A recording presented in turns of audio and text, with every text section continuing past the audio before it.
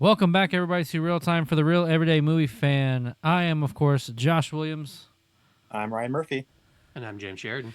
Thank you so much for joining us here today, folks, because we're here to give you our spoiler review that just aired, the Daredevil episode 4 that just dropped today. Oh, if I get it up tonight, if not, at the time of this recording, yesterday. We'll just depend to see how it goes. So, guys, this one, wow. It's very interesting because it was a little more subdued. Just kind of you're dealing with the aftermath of, White Tiger dying, and you can see it really starting to fester in him.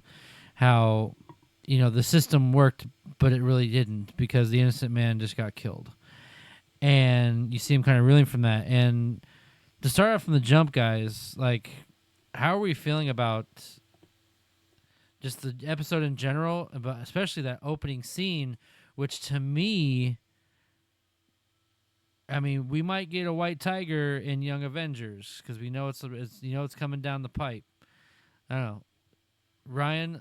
What, you look confused? They've been teasing Young Avengers for last, I don't know. The White Tiger, you were there when he got shot in the head, right? Like, there are if you 5 in the White comics, Tigers, Ryan. his niece takes up the mantle of White Not Tiger. just his Oh, niece, okay. his sister. There is a variation that was a tiger that was actually of his mutated niece. and brought to life, and then there was another guy who was This is like the most connected to obscure. Black Panther. But This is like the most obscure. Like when I was in college, like people would make fun of me because the Green Lantern actually, movie was coming out, the and and they were like, Green Lantern. No one knows who the fuck that is. I'm like, I mean, yeah, that's Green Lantern. I mean, it's not as obscure as you think it is. She was a prominent character in the Ultimate Spider-Man animated series, which was a very popular series for a while. In fact, she might be at this point more well known than the original White Tiger. So they're teasing okay. her to a degree because they hint at the amulet that they put away, and then immediately in the next scene she shows up at the station. And is she supposed to be one of the Young Avengers? Because we know they're putting that together hardcore. I don't know if she's ever a Young Avenger, but she's in. I believe she's one of the Defenders when it was the Miles Morales and then the Young Nova and then a bunch of them. And there's been a few different teams that she's been part of, but like the Young Avengers doesn't seem to be just the Young Avengers. Mm-hmm. It's heavily implied that Kamala Khan is also going to be part of it. Yeah. And she, as far as I know, was never a member of the Young Avengers. Maybe one of the later iterations or something, but she was part of the Defenders, and we've had more than one sort of hint at Miles Morales. Who knows if we'll ever get there, but there are plenty of heroes beyond the scope of just the Young Avengers that they've already laid the seeds for. Mm-hmm. And who knows? She may not even be part of the Young Avengers. She just may be part of a story at some point. Marvel loves setting those things up early and waiting forever for those seeds to come to fruition. Like Star Fox was hinted at the end of a credit scene. Yeah. Hercules was shown at the end of a credit scene, and it's like it's been 4 or 5 years since either of them have shown up. There's been a few other ones that they've hinted at, and well, I'm pretty sure Star Fox has been scrapped now that Eternals 2 is not happening. I wouldn't say he's been scrapped. That's a little bit. Yeah, that's a little. I don't know if Star Fox has been scrapped, but Eternals 2 definitely was. Oh yeah, no, yeah, but I think they still have plans for. They'll find other ways to work it in. Obviously, like they there's the Incredible Hulk 2. It never happened, but they managed to shoehorn Leader and the Red Hulk and everybody into Captain America movie when they didn't have any better villains to use. So let's reel it back in for Daredevil though. Besides that fact, but just seeing that opening scene and now moving on to the rest of the episode though, how are you guys feeling about it? Ryan, let's go with you. This was a very this is a filler episode for sure. This is one of those things I'm like, I mean, my God. So like the point is like, filler, but I feel like it was needed. See, I wouldn't even call it filler. I feel like it's... That was the oxymoron if I've ever heard one. No, but filler usually implies that it has content that's irrelevant to the actual plot. I feel like they're setting up plot in this, but it's very slow-moving plot. And the big problem I'm running into with this is I still don't have a sense of urgency or what the larger story is yet. They have lots of subplots going on. I'm almost afraid kind of too many subplots going on. And I don't have a sense of, like, obviously it's going to be some sort of showdown between Daredevil and Kingpin. It's what the show is. And there's all kinds of other moving parts within this scope, but it's like we're almost halfway through the show at this point, and I still don't have a sense of what the larger story of this season is yet. And I'm certainly intrigued by a lot of the subplots. We got an amazing tease at the end for Muse, who is, according to the like 10 minutes of research I did between the end of the episode and now, is a fucked up character. Oh, completely. We see that kind of actually just in the end credit scene, end credit scene, but that ending scene, I'm even like, worse. Oh my god. No, but it gets worse, because apparently this is all his art. Yeah, and he's going to leave his art all over the city. And honestly, and apparently, thinking about it, have they shown who the actor is at all? Like who's playing Muse? I'm sure they have, but let me check. Go ahead, go ahead, James, because I want to find out. I don't want to go too deep in the weeds on this because first of all, I'm not an expert on this character. Again, I did 10 minutes of research on Wikipedia before this because I know he's an important character. I know he's a character that a lot of fans are very excited about. But it's like we're talking like Human Centipede, Eli Roth level of horrifying with this character. Yeah. And what intrigues me about this character is that, according to Wikipedia, he's an Inhuman and has a variety of like superpower abilities, including, just to read this off, Muse's body acts like a vortex to absorb any kind of sensory information that surrounds him. So like any sight, sound, all that stuff, he has like super speed, super strength, and it's like this is a very like out of left field kind of character for the Daredevil show. Yeah. Yeah. Because with the exception of like Defenders related stuff and a little bit of The Hand, most of his characters are very human. And I'm very intrigued if they're going to even use that aspect of this character, or if he's just going to be a grotesque serial killer who is very art oriented. Yeah. So I just went on. But again, like I don't understand how this character fits into the larger plot, other than maybe vigilantism. We of course get to the point where, of course, Matt goes to confront Frank Castle because, of course, all these guys are using his symbol for nefarious means, and they have sort of a confrontation of philosophies, I guess, for lack of a better term. Yeah. And it kind of shakes Matt from his reticence to be Daredevil at this point, because you know his whole thing. And this I season honestly has been, feel like I want to let the system do its thing. I want to give it a chance. Right. And you know, after Foggy died, he kind of wanted to just leave the Daredevil stuff behind, but like he didn't destroy his little room of like 1,000 different, his little stuff. Matt cave, for lack of a better term.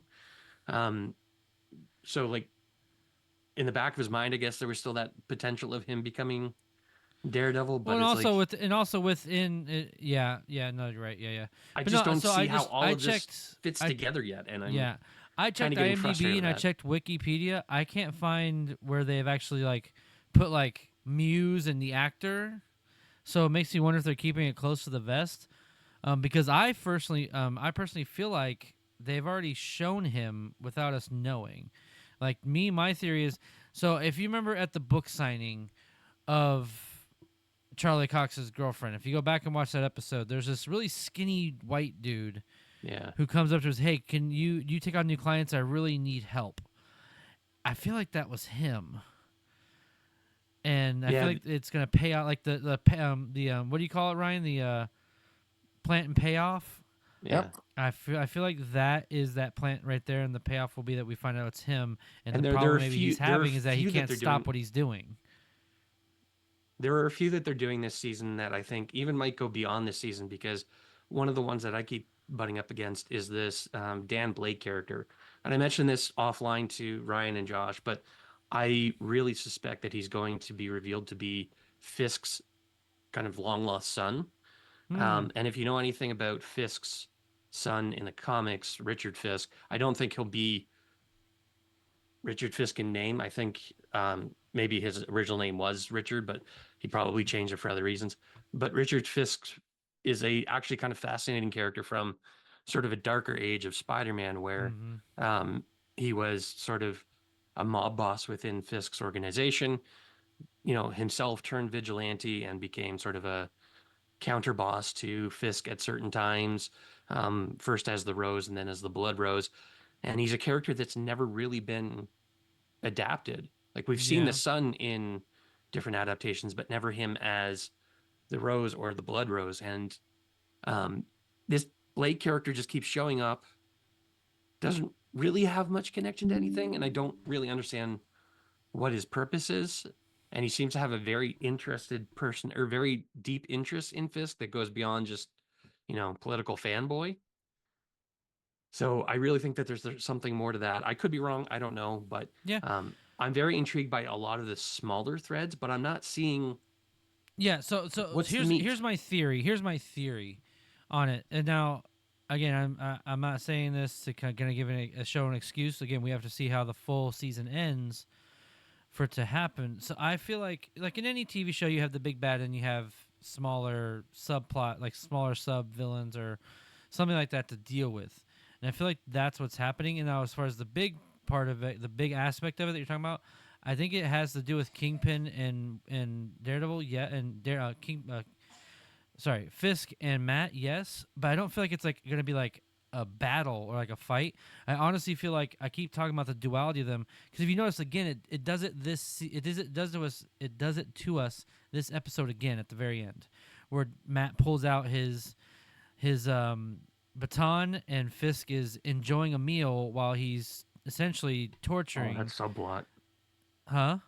The subplot with the affair partner. But but yes, it's a subplot, but it's more to do with more to do. We're seeing Matt and Fisk, who claimed at the beginning to be these changed people, slowly creeping back and slowly inching their way back to who they actually are. And I think to me that's the overarching story, not necessarily them fighting off one another, but at the end of the season, we will see Matt and Fisk become the Kingpin and Daredevil like we're meant to see them. Like, hence the idea for me is born again. Well, what I'm kind of getting at is I don't know if these stories, like we see all these seasons within a contained season sort of story arc. And I'm starting to get the feeling that this isn't going to be a contained season story arc. Yeah. That they are building up a multi-season story. Like we already know that they want to do season 2, potentially season 3. Yeah. And I think that a lot of what they're setting up is not going to be neatly wrapped up in a bow in one season, and then we start again with a new plot in the next season. But I still feel like there should be some sort of through line and arc for this season specifically, and besides just a Fisk Daredevil confrontation, I need more specifics, and I'm not getting those yet. Yeah. I'm going to give them the benefit of the doubt and assume that that's coming soon and that things will turn around. But the pacing at this point is, I don't even want to say concerning. I'm just, I'm raising an eyebrow at it at this point. So probably Ryan, go ahead. Do you have something to say? Well, like I said, I think this episode's mostly filler, just because, the episode 3 ends with the death of White Tiger, and I feel like they always wanted to end like episode 4 with like a tease of like, okay, this is Matt digging out his baton and Kingpin. They wanted to end it that way. So they needed a whole episode between the end of 3 and the end of 4 to do that with, and it's just not worth it. And that's where the bad pacing comes in, because it's like, okay, there's a lot of subplots. There's a thing about a guy who stole some caramel corn. Okay, but think about it. I mean, to be fair, he stole some caramel corn, so okay, system bad. Whatever. And then there's there's something else going on about this, and there's something else. It's just filling up, and you can say like, oh, think about it, it's gonna be this amazing, at some point you have to make it a concise, and you have to plot it out. And what James is saying is absolutely true about, we still don't know if there's still no real central antagonist at this point. I mean, obviously the antagonist is Kingpin, but like, what's he doing? That was my issue with season 1 of Daredevil, and there was no urgency, and that's something everyone else besides me, including those here, sort of universally love. And I was always like, there's 13 episodes, and he wasn't really planning on doing anything other than just continuing to be the Kingpin. And No, but in the first season, there's a little more leeway to build your story and start. Like you have to start putting the blocks together by this being more or less season 4. You've already built the blocks. You've already built the universe. We're already very familiar with it because we've had 3 seasons of Daredevil. Half a dozen other seasons of other shows that connect to this one. Presumably still canon. We don't know, but like that world has been built out. We understand what this world is. The pacing issue in this is a little bit different because like I'm willing to give them that pacing in the first season to build that out. This I need a little more meat earlier on, and we're not getting that. I still disagree that this is a filler episode because I still think that there's a lot of subplots going on here. It's just by the 4th episode of a 9-episode season, I want to have a better idea of, again, like you said, what the urgency is, what the sense of danger is, where we're headed. Where we're headed. My biggest. This should be the beginning of the second act, and I still feel like we're setting up Act 1. Yeah. My only complaint was that it did feel a little disjointed going from. I mean, you had to get the resolution with White Tiger, but the conversation's there. The court battle with the guy with the petty larceny, then going straight into Frank. I think it felt disjointing as far as the editing. I didn't mind seeing those things because to me it added that layer of being conflicted within Matt of the system. That's the reason he gave up the Daredevil name to let the system work out itself, and he felt like it was working for a time. And now that he's slowly seeing it's not, because like that guy goes off on a tangent how, they cut my food stamps and this. Like it kind of goes off like if the system works for those people who have less or none, and also going with the same idea as White Tiger when you add that on, and then when he confronts Frank, that scene to me was my favorite part of the whole episode. Was just it felt so real and raw and powerful because he couldn't bring up Foggy's name. You know what I mean? Like, and just bringing that he kept, Frank was just basically putting in his face, this system that you talk about, it's not as good as you think it was. And that, again, that conflicting aspect of like you saw that battle emotionally and philosophically in his head in real time in that scene. And it's to me, I would say it more of a setup episode than filler because there was a lot still there to work in within the character that builds up to him finally taking on that mantle again. But I mean, yeah, I get what you guys. I'm not gonna say, oh, I disagree with you guys completely. I see where you're coming from. I guess I just see it from a different angle. To me, it was just the editing of it that felt so disjointed and a little slow. Yeah, I feel it's the writing, not the editing, that's the issue. It could be that. Like I see what they're trying to do, and I see where they're trying to go, but it's like I don't see what the next step is, and besides just following individual plot threads, I want to have a better idea of how these plot threads tie together, other than vigilantism. Yeah.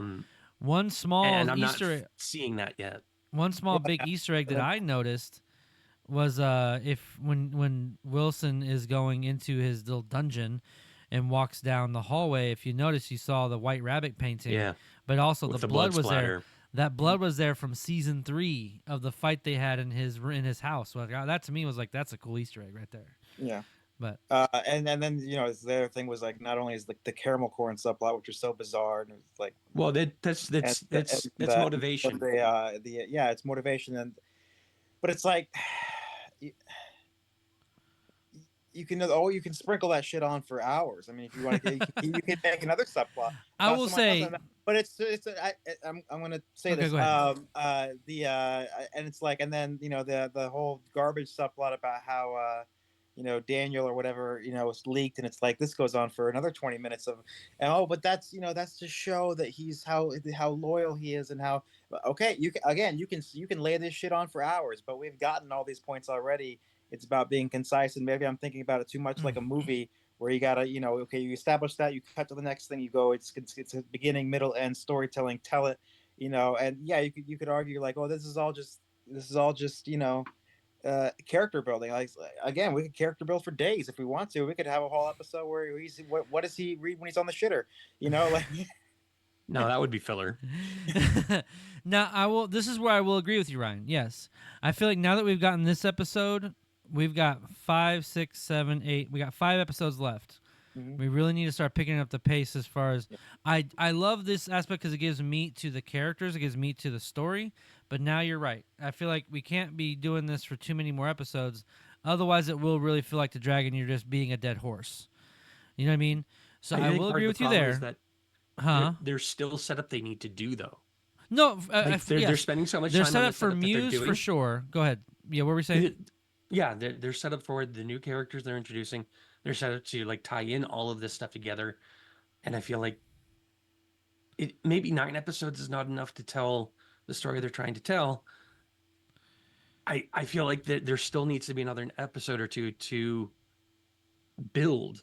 Yeah. And to get to the point where we should be at this point, in my opinion, if you're pacing it out correctly, to tell the story, because at this point we need to start crescendoing. Yeah. Like we need to start getting to You're right. the climax, and it's like I feel like there's still like another 60 minutes to 120 minutes of plot and setup that needs to be done to get to that build up. No, you're right. And personally, I feel like the ending of the season will end with, like, of course, Matt becoming Daredevil because he's got to fight against the corrupt Wilson Fisk, who's now become Kingpin, Fisk, Mayor Kingpin. Because I feel like another plant and payoff I think I see coming is that he saw how irritated he was by all the red tape that you have to go through in order to get stuff done in the government. I feel like seeing that irritation will pay off to him, like, I don't want to say like abolishing, like, all these different, I think honestly like cutting away all that stuff to make him almost like a dictator-esque type mayor where he doesn't need approval from anybody. He just does what he wants kind of thing. And adding that corruption to government from him, I think will be like one of the big, I think will end in that fashion for like leaving us wondering like what's now going to happen next for New York kind of thing. Anyways, it'll be Mayor Jameson. Any last minute thoughts before we wrap up, guys? Either way, so I still like the episode. I still enjoyed a lot of it, but I will say it was definitely out of all 4 we've seen so far, it was like it's at the bottom right now as far as ranking. Most all uneventful, the episodes. Yeah. I wouldn't even say uneventful, and I don't even hate this episode. Yeah, and I'm not gonna say uneventful either because it was amazing to see Frank again. I mean, God, seeing John Bernthal was like a dream come true. Officially in a Marvel Studios. Yeah, officially in it now. I just want to see this moving along a little quicker, and maybe that's my impatience. I don't know. Maybe I will be proven wrong in the next episode, and all of a sudden it'll just be, just a launch point of just moving past all this stuff, and everything just starts coming together, and then we get into. We've also been very bereft of action in a lot of this. Yeah, like the last episodes have been very slow for like action sequences, and the episode before that it was like a scene at the end of the episode, and then granted the first episode was like the first 20 minutes was all action, but like for 4 episodes there hasn't been a lot of action, and Daredevil's always been sort of very action oriented. Like, where's this season's hallway sequence? Was the opening the only one we're getting? No, we're gonna get another sort one. of that scene, but it's like guarantee we're gonna get another one. I'm hoping for something more, because that was kind of always the bread and butter of Daredevil. And is Bullseye going to come back? We got plenty of time. I think honestly, I feel like, oh man, if like Fisk like pardons him and lets him out, I think that will definitely break Matt. Well, that will even break if they Matt. have that power, that'd be career suicide. I mean, and then again, I don't know, like but like just a flat out hit, man. Like, I pardon you. No, I think the biggest, those fan moments. I think a huge fan moment would be to finally see Bullseye in his blue costume, which was kind of hinted at in the opening, where it's like sort of like the costume, but it's not. Like, if we actually see him in the blue costume with the white bullseye on his head, I also think corny. that there's. I'm sorry, it's too corny. I think there's also a lot of anticipation for. We know that there's Punisher in this series. we know that there's Bullseye in the series. Seeing them kind of square off would be pretty sweet. But if he broken out or got out somehow, that would definitely could see break Fisk Matt. surreptitiously breaking him out just to throw a wrench in things, or to be like a deliberate sort of, I've got two pains in the ass. Let's see which one kills each other first. Or Fisk is having a trouble with Daredevil, or having trouble with all this stuff going on, and he not busts him out or pardons him, but essentially busts him out on the down low, and then Matt realizes that Fisk let him out, and that could break him too. And I do think that there's definitely an arc of Matt's character where, especially with the conversation with Frank, where he will come to blows with Deadpool, or with Bullseye, because he needs to confront his own sort of grief about this situation and defeat him without like trying to kill him, kind of thing. And I think he's going to have to come to a breaking point where, again, he's going to confront him and come to like a moment where he has to choose between killing him and not, and kind of restoring his kind of, I don't even want to say honor as Daredevil, but it's sort of like what's the word I'm looking for? Like, not philosophy, but like code. His ethos, his code, I guess, about how he deals with these kinds of characters. I think that's something that they're setting up from, again, the first scene. But where's the build up to that? It's true. Right? It's true. We don't know. It could be, it could happen, it could not. We're not sure. Either way, both Ryan and I think Josh is on the same page where we're fairly certain that Foggy's not dead and gonna come back, but like, again, we don't know. When's that going to happen? How's that going to happen? And it's like, there's a lot to happen. It'll be, I guarantee you it'll be episode 9, very end. Yeah. And then it'll be the teaser at the end of the season. I would have thought, I would have thought that he'd come back to be a pivotal, important sort of moment in a plot, like Daredevil stuck, he can't do something, and then Foggy comes in with like the one bit of MacGuffin that he needs to do his thing, kind of thing. Right. I'm not explaining that very well, but just a lot to cover, and I don't feel like they're quite there yet. So. I mean, we'll see. I mean, there's 5 episodes left. I'm still going to hold the faith. I feel like they've got a good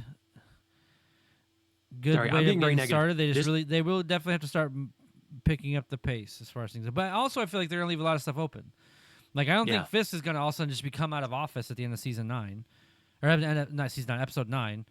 I feel like he's still going to be Mayor Fisk by the end of this, as season 1, for sure. Like, going into everything else, into Spider-Man, everything. I feel like that's going to be a big overarching thing that was going to take place. And he's just going to keep corrupting that system to bend to his will. So, at least that's my take on it. We'll see. All right, folks. That would be what's that? That would be an interesting arc. No, thought for another day. Okay. For another day. We'll talk next episode about it. We'll see how it goes next episode. But all right, folks, that'll do this for today. Thank you so much for watching. What did you think about episode 4 of Daredevil Born Again? Leave your comments in the section below. Give us your positives and your negatives, and give us some of your theories of what you think may happen in episode 9 and what's maybe happening in the next episode. I feel like we're going to see Frank now be more regular more often now. Also, guys, if you like what you watch, you like what we provide here at ReelTime, please be sure to subscribe to the channel, hit that notification bell so you receive all of our great content we have for you here on ReelTime. That's all we have for today. Again, I'm Josh Williams. I'm Ryan Murphy. And I'm James Sheridan. And thank you for keeping it real with ReelTime. Good night.